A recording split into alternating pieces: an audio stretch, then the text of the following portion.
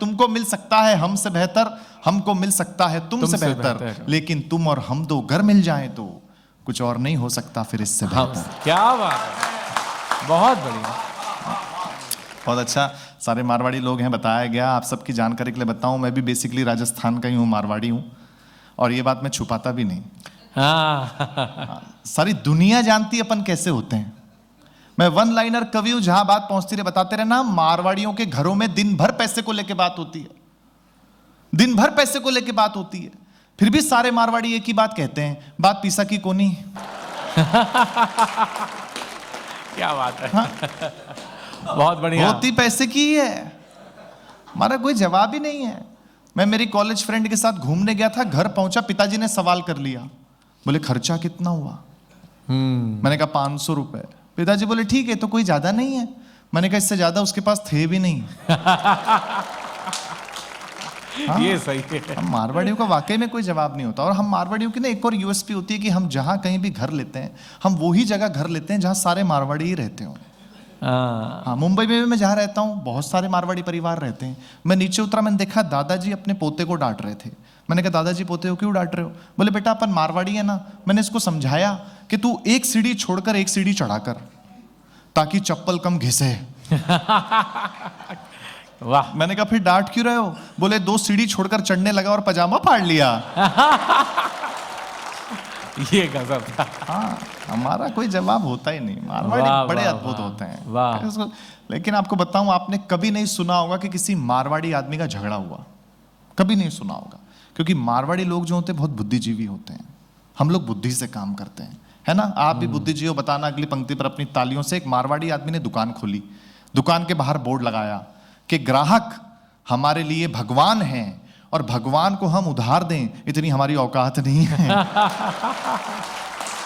और ये कविता का रंग जब हरिवंश राय बच्चन की कलम में उतरा तो उन्होंने लिखा, रंग बरसे भीगे चुनर वाली, ये रंग आस्था की चौखट पर पहुंचा तो मीरा ने गाया, श्याम पिया मुरी रंग दे चुनरिया, ऐसी रंग दे कि रंग ना ही छूटे रामा धोबिया धोए चाहे सारी उमरिया। ये रंग फिल्मी पर्दे पर आया तो सुनील दत्त साहब ने कहा कि रंग और नूर की बारात किसे पेश करूं, ये मुरादों की हंसी रात किसे पेश करूं। ये रंग शायरी में आया तो शायर ने लिखा, इसी रंग रंग में रंग है, तुझे रंग रंग में रंग दिया, मेरा रंग आया है रंग पर, तेरा रंग चढ़ के उतर गया। ये रंग कविता में आया तो कवि ने लिखा, इस रंग बदलती दुनिया में मैं रंग बेचता हूं। और एक हाथ खड़े कर देना अगर हिंदुस्तानी होंगे। ये रंग जब 18 साल के नौजवान के सर चढ़ करके बोला तो गली गली में भगत सिंह ने गाया, मेरा रंग दे बसंती चोला। ये कविता का रंग है। वाह वाह, शानदार शानदार शानदार। आवाज आई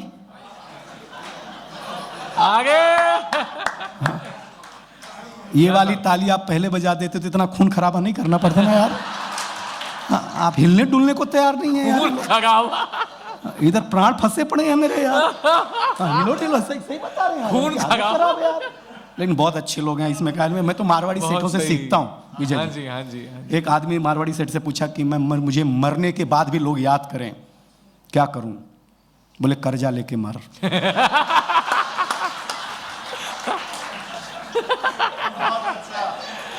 भाई साहब, कंधे पे ले जाते हुए भी पूछेंगे कब देगा बे। हम सही बताता हूँ। देखिए यहाँ जो महिलाएं बैठी हैं ना, ये जब खुश दिखती हैं मुझे, माँ कसम बताते, हमारी शादी हुई, अलग ही मामला था हमारी शादी में।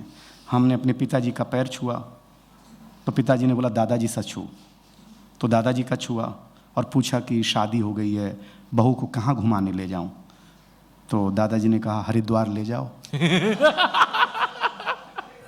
मैंने कहा दादाजी शादी हुई है, श्राद्ध नहीं हुआ है। हाँ? बहुत क्या गजब सुना आपने। मैं तो कह रहा हूँ फोन बिल्कुल चलाइए, सुबह सुबह उठ के बिल्कुल ना चलाइए, आधी नींद में बिल्कुल नहीं। हमारे एक अग्रवाल जी हैं, गुप्ता जी हैं, वो सुबह सुबह उठ के ऐसे ऐसे मैसेज भेजते हैं। एक होते ना गुप्ता जी, हर व्हाट्सएप ग्रुप में सब एक रंग बिरंगा गुड मॉर्निंग भेजते हैं, एकदम 4 मोर 3 मगरमच्छ निकल रहे हैं उसमें से। तो उसमें एक दिन पता नहीं क्या पी कर उठे थे गुप्ता जी, सीधे भेज दिए कि यार हम जिंदगी में अगर ये काम कर जाएं, सारी मुश्किलें खत्म हो, बस दिन में थोड़ा सा टाइम निकाल कर मर जाएं। तो बाद में फिर पता चला गुप्ता जी के बच्चे मैसेज भेज रहे थे, आप ऐसे मत कीजिए, मोबाइल मत दीजिए। मैंने जो है सुबह सुबह एक बार गलती से मोबाइल उठाने का ये कर लिया था। अब क्या होता है, सुबह सुबह आप किसी की पोस्ट देखते हो, आप अपने हिसाब से कमेंट करके आ जाते हो, है ना। तो मैंने एक ऐसा दौर चला था कि सवेरे सवेरे उठे और 2 महत्वपूर्ण घटनाएं एक साथ हो गई। हमारे जो ससुर जी हैं परम पूजनीय स्वर्गीय, तो उनकी डेथ एनिवर्सरी थी उस दिन, और उसी दिन मेरी पुरानी ऑफिस के कलीग के हस्बैंड जो हैं वो फॉरेन विदेश यात्रा पे जा रहे थे, वो सी ऑफ करने गई थी। मैंने आधी नींद में बिना चश्मे पहने अपने हिसाब से कमेंट कर दिया। बहुत अच्छा। मैंने क्या कमेंट किया, तकरीबन एक घंटे 25 मिनट के बाद एक अजीब सी बाल खुली हुई महिला जब झाड़ू लेके पीछे आई, मैंने कहा क्या हुआ?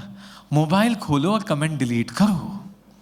मैंने अपनी पत्नी जी के जो पिताजी का पोस्ट था उनका, स्वर्गवासी ससुर जी के, उसके नीचे लिखा था, इनकी यात्रा लंबी हो, ईश्वर इन्हें और ऊंचाइयों पर ले जाए, साथ मिलकर सेलिब्रेट करेंगे। यहां तक तो भी बच गया था। जो ऑफिस वाली कलीग थी, नीचे लिखा था, उनका पोस्ट था, हमारे हस्बैंड या seeing off to my love of my life, have a great time. मैंने वहां लिख दिया था, तो क्या हुआ अगर वो चले गए? मैं हूं ना।